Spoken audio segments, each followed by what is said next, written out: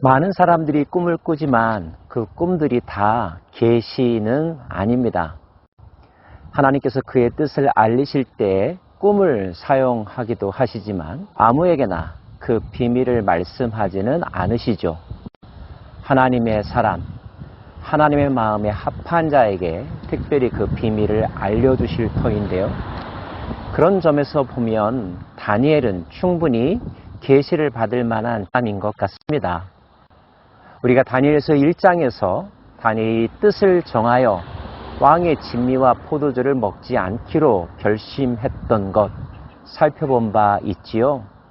그 다니엘을 어찌 이뻐하지 않을 수 있겠습니까? 다니엘은 그때뿐만 아니라 일평생 하나님을 경외하며 하나님의 뜻을 지키려고 노력했던, 죽음도 두려워하지 않고 신앙을 지키려 했던 사람이었습니다.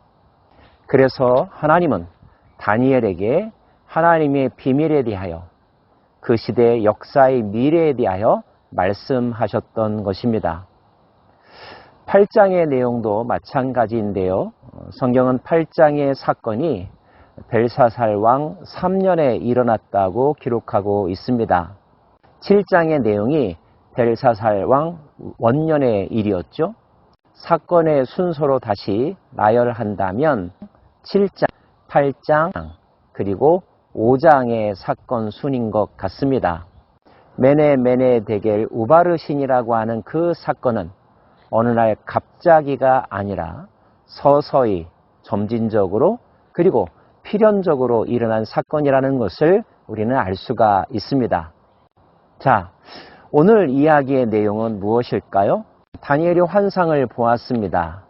엘람 근처 을레 강변에서 한 장면을 보았는데요. 숫양 이야기와 숫염소 이야기가 나옵니다.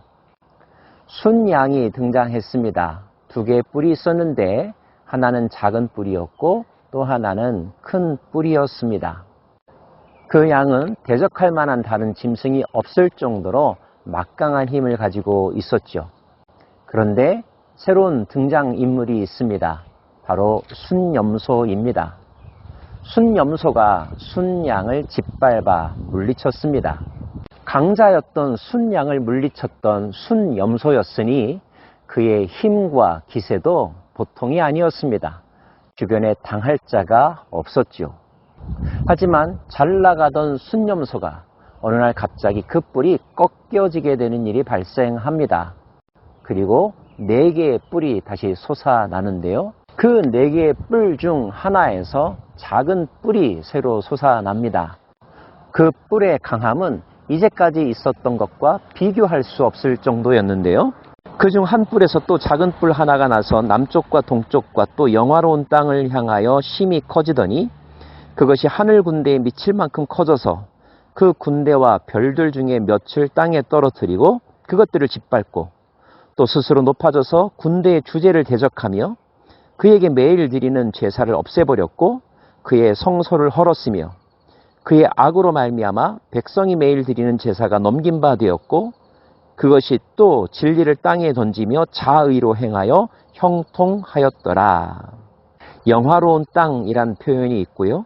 하늘 군대에 미칠 만큼이란 표현이 있습니다. 군대 주제라는 단어가 있습니다. 이 모든 것들은 이스라엘 그리고 이스라엘의 하나님과 연관된 단어들입니다.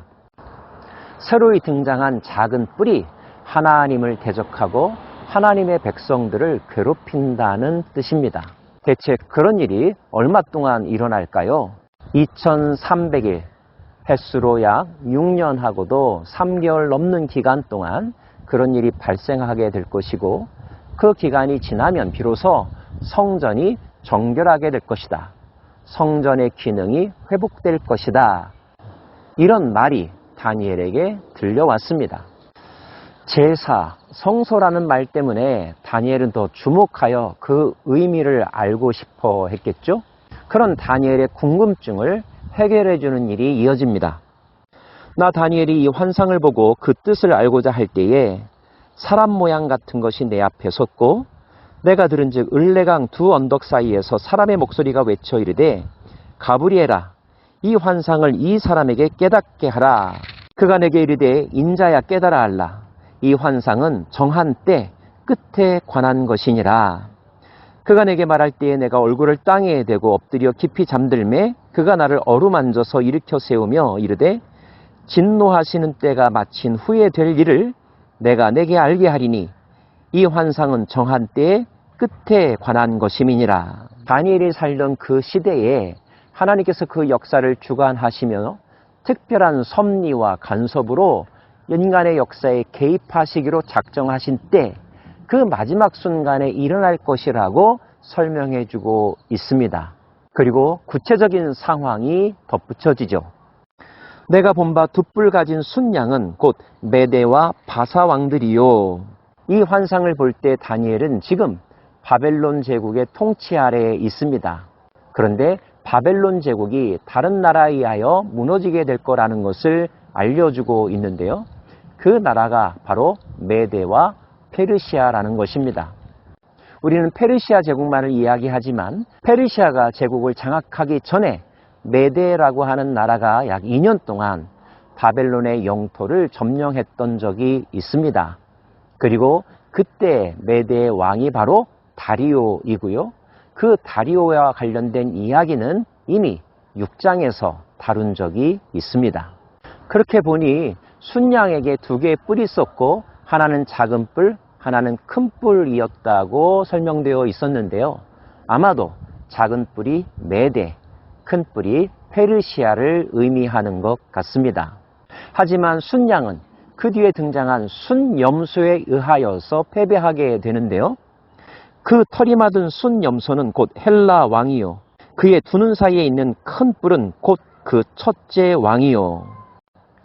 역사를 잘 아시는 분은 이것이 상징하는 바가 헬라의 알렉산더 대왕일 것이라는 것을 짐작할 것입니다. 이 뿔이 꺾이고 그 대신에 네 뿔이 났은즉 그 나라 가운데서 네 나라가 일어나되 그의 권세만 못하리라. 알렉산더는 정복전쟁을 하던 중 약 10여 년 만에 갑작스럽게 죽게 되죠. 그리고 그의 제국은 그의 부하들 4명에 의하여서 분할되게 됩니다. 이 네 나라 마지막 때의 반역자들이 가득할 즈음에 한 왕이 일어나리니 뿔 가운데 작은 뿔이 등장했다고 하죠. 새로운 한 왕이 등장한다는 것입니다.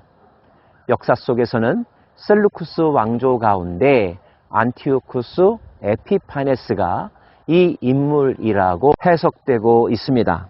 그 얼굴은 뻔뻔하며 속임수에 능하며 그 권세가 강할 것이나 자기의 힘으로 말미암은 것이 아니며 그가 장차 놀랍게 파괴 행위를 하고 자의로 행하며 형통하며 강한 자들과 거룩한 백성을 멸하리라. 그가 꾀를 베풀어 제 손으로 속임수를 행하고 마음에 스스로 큰 채하며 또 평화로운 때에 많은 무리를 멸하며 또 스스로 서서 만왕의 왕을 대적할 것이나 그가 사람의 손으로 말미암지 아니하고 깨지리라. 안티오쿠스 에피파네스가 특별히 유다 땅 예루살렘 성전에 가했던 악행들을 신구약 중간의 역사는 잘 설명해주고 있습니다. 요세푸스라고 하는 역사가에 의해서 말이죠. 그가 통치하는 기간 동안 유다 백성들은 그야말로 혹독한 세월을 보낼 수밖에 없었습니다. 수많은 사람들이 죽임당했고요. 성전이 모욕당하고 더럽혀졌었죠. 아무도 그를 통제할 수 없었습니다. 결국 누가 그의 모든 만행을 멈추게 만들었을까요? 그가 사람의 손으로 말미암지 아니하고 깨지리라. 하나님에 의하여, 하나님의 손길에 의하여 그가 죽임당할 것을 예고하고 있는 것입니다. 이미 말한 바 주야에 대한 환상은 확실하니 너는 그 환상을 간직하라. 이는 여러 날 후의 일임이라 하더라. 성경을 공부하는 우리는 그 이후에 유다 땅에서 일어났던 역사를 알고 있기에 그 역사적인 사건과 다니엘이 환상이 어떻게 연결되는지 다 이해하지만 정작 이 환상을 봤을 때의 다니엘은 얼마나 당혹스럽고 놀랬을까요? 그는 이 꿈과 꿈의 내용 때문에 여러 날 동안 끙끙 앓았던 것 같습니다. 뭔가 거대한 변화가 일어나고 있다는 사실, 그리고 그 변화가 바벨론뿐만 아니라 유다 백성들에게도 큰 영향을 끼칠 거라고 하는 위기감, 이것이 다니엘 마음속에 가득하지 않았었을까요? 그리고 그는 몇 년 후 벨사살 왕의 연회에서 일어났던 기이한 사건, 그리고 벨사살 왕의 죽음과 바벨론의 멸망을 바라보면서 그가 보았던 꿈이 한낱 꿈이 아니라 하나님의 계획이며 하나님의 섭리였다는 사실을 확인했었겠죠. 하나님을 경외하지 않을 수가 없었을 것이며 그 하나님의 뜻을 지키는 것만이 살 길이라고 생각하지 않을 수가 없었을 것입니다. 그리고 그러한 생각은 다니엘뿐만 아니라 오늘을 살아가는 우리도 가져야 될 마땅한 교훈일 것입니다. 기도합시다.